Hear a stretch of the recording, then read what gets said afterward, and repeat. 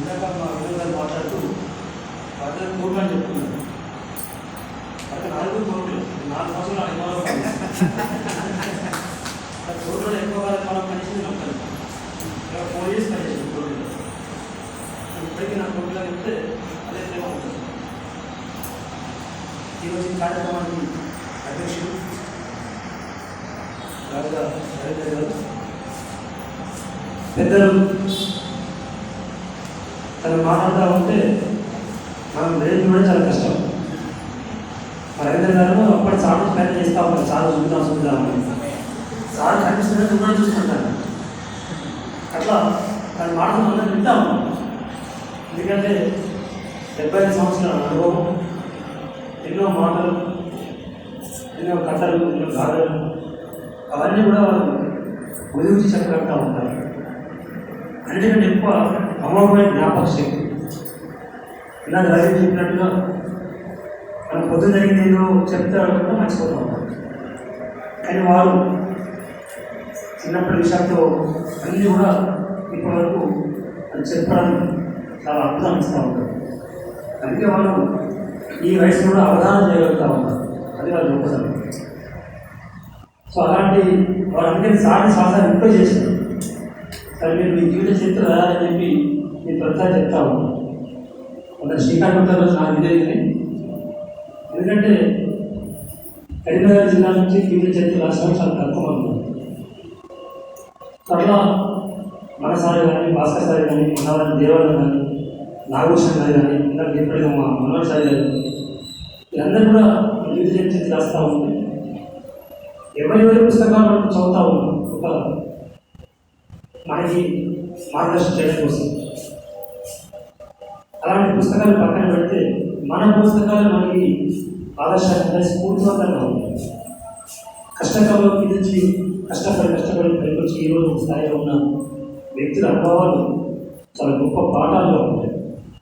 అదే తప్పనిసరిగా సార్తో పాటు మనకి నేను చెప్పిన పెద్దలందరూ ఇంకా ప్రతి ఒక్కరు కూడా ఆ జీవిత చరిత్రలు తీసుకొని కోరుతా ఉన్నారు. అలాగే ఆదర్శంగా పాఠశాల అంటే ఈరోజు చాలా కష్టం. అందులో జాతీయ భావజాలతో పాఠశాల కొంతమంది చాలా కష్టమైన పరిస్థితులు.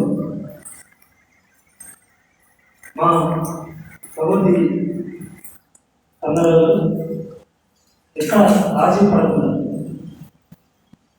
వాణిజ్యపరంగా డబ్బులు కన్నా పడకుండా, ఒక స్కూల్ చిన్నగా సక్సెస్ అయితే, ఒక ట్యూటోరియల్ సక్సెస్ అయితే శరపరంగా బ్రాంచ్ ఓపెన్ చేసి చదివిన వదులుతూ ఉంటారు. కానీ తను నేను మాత్రమే సూపర్వైజ్ చేయాలి, నా పరిధిలోనే నా పిల్లలు ఉండాలి ఆ సంకల్పం ఎలాంటి బ్రాంచ్ లేకుండా తన ఎంటుడి శక్తిని మంచి సమాజంలో పౌరులు తీసుకోవాలనే సంకల్పంతో వారి సంస్థ నడుస్తూ ఉన్నారు. వారికి మా అందరినీ ఎంత తరఫున కూడా నమస్కారం చేస్తూ ఉన్నాం. అలాగే గంగాధర్ గారు పెద్దగానే లక్ష్మణ గారు పుస్తకం చదువు అవసరం లేదు కూడా మొదటి కథ నుంచి చివరి కథ వరకు చక్కటి సమీక్ష చేసి అందరికీ మనోహరమైనటువంటి కథలు పరిచేసినటువంటి గంగాధర్ గారు, అలాగే పెద్దలు విజయ్ కుమార్ గారు, గోపాలకృష్ణ గారు, అందరినీ ఆర్థిక స్వాతంత్రం కలిగిన అనంతరోజు పద్మశ్రీ గారు, మీరు సాధించి రాసుకున్న అది రాసి పెట్టుకొని చెప్పారు. రాసుకుంటారు.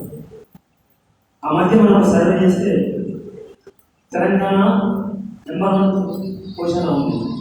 ఎందులో తాగులో అయితే ఇంకోటి కూడా మనం నెంబర్ 1 ఉన్నాం. సాహిత్యం మాంసజనంలో దానిలో మనం నెంబర్ 1 ప్లేస్లో ఉన్నాం. అయితే సోషల్ మీడియాలో బాగా మీమ్స్ వచ్చాయి సందర్భంలో, ఆ వార్త లాగా మీమ్స్ వచ్చేసాయి. అన్ని మీమ్స్లో ఉన్న ఏకైక వ్యక్తి ఆ పడమ కొడుకులో ఫోటో వేస్తూ తెలంగాణ నెంబర్ నాన్ వేసు అని అన్ని సోషల్ మీమ్స్ వచ్చాయి. సో అట్లా అతనికి తెలంగాణ దాన్ని అవసరం అయిపోయారు. అట్లా ఇది తీరా మొదలైపోయాడు. సత్య తీరా మొదలు కాదు అంటే అట్లా పరిస్థితి వచ్చింది. అట్లా సత్య జగేశ్వరి గారు అది కూడా చాలా స్ట్రగుల్ అవుతుంది. ఈరోజు సీనాపల్లిలో మెల్లమెల్లిగా స్టెబుల్ అవుతున్నారు, సెటిల్ అవుతున్నారు. సో వారు కూడా రవీంద్ర గారి పిల్లలు వచ్చినందుకు మా ఉదయం ప్రజలు తెలియజేస్తా ఉన్నా. సో మనోహర్ సాయి గారు వారికి నాకు ఏ రుణం అనేది తెలియదు, కానీ వారికి ఎందుకు నాకు ఇవ్వాలని కోరుకోవడం నాకు తెలియదు. పెద్దగా బాగా ఇంతమంది ఉన్నంత సాహిత్యం నాకు లేదు. చాలా తక్కువసారి మాట్లాడడం జరిగింది.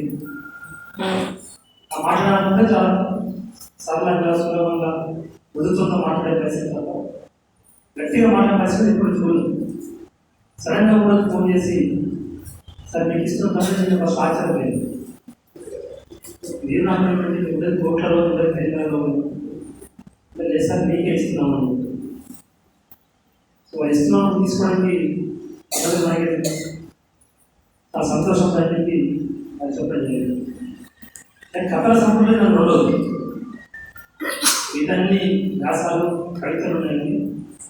కథల సంప్రదాయం వచ్చేసరికి ప్రతి అశోక్ కుమార్ గారి రెండో మన అది తర్వాత ఇది రెండో సంపత్తి తీసుకుంటా ఉన్నాం. సో ఇది మా అమ్మ నాన్నల పెట్టిన భిక్ష అనొచ్చు, మా గురుడు ఇచ్చిన భిక్ష అనొచ్చు, పెద్దలకి మార్గదర్శనం, వాళ్ళందరూ చేసిన దానివల్ల ఈరోజు నేను ఫలితాన్ని అనుభవిస్తామని చెప్తాను. నా గొప్పతనమే కాదు.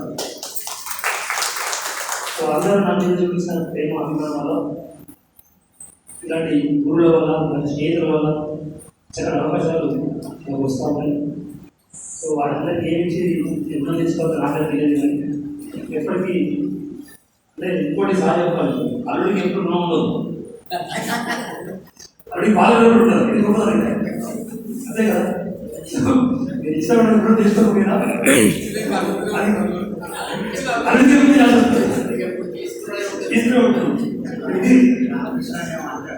ఇది ఈ రకాలు కూడా పనికొస్తూ ఉంటుంది.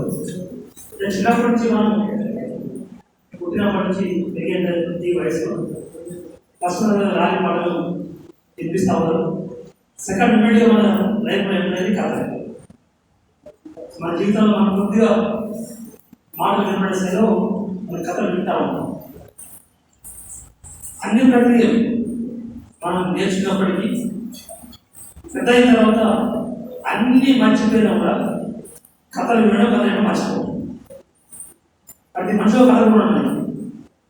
సో ఆఫీస్ రేడియో వచ్చిన కాబట్టి కథ చెప్పేసాను, ఇంట్లో ఎందుకు రేడియో వచ్చినానంటే కథ చెప్పేసాను, రెండు అభిమానంలో కథ చెప్పేసాను, తిరిగి అప్పు వాపస్ ఇవ్వడం కథ చెప్పేసాను. అంటే మనిషి కథ అంటే మర్చిపోవాలి. సో కవితలు మర్చిపోయి కావచ్చు, ఆట మర్చిపోయి కావచ్చు, స్పందన మర్చిపోయి కావచ్చు, కానీ కథలు చెప్పడం కథలు వినడం అనేది మనిషి ఎప్పుడు మర్చిపోదు. ఈరోజు కథ మన జీవితంలో బాగా ఉంటుంది. ఏదో సందర్భంలో కష్టంగా మనం ఏదో కథ చెప్తాం. ఇప్పుడు ఇంటి మీద కూడా మా మాట్లాడుతుంది ఎందుకు పెట్టేది అంటే నేను కథ చెప్తాను. ఏదో పరిస్థితి ఇంటికి వచ్చిన బాగా టైం పట్టి అని చెప్తాము. తప్పదు. అంటే కథ మన జీవితంలో అందరి భాగం అయి ఉంది. అట్లాంటి కథని 3-4 పేజీలో చెప్పడం అనేది అంత ఈజీ విషయం. అంటే కథలు అప్పుడే పాత్ర పరిచయం కావాలి, సందర్భం కావాలి, కథాంశం కావాలి, ముగింపు కావాలి, సందేశం కావాలి, ఆలోచన ఏకీకృతంగా ఉండాలి. అన్నీ ఉంటే కథ అయిపోయింది.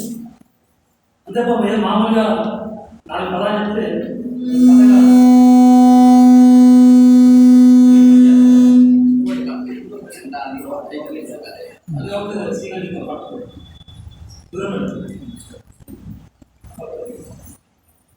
సో ఇవన్నీ ఉన్నప్పుడే మనకి మంచి కథలు తయారు.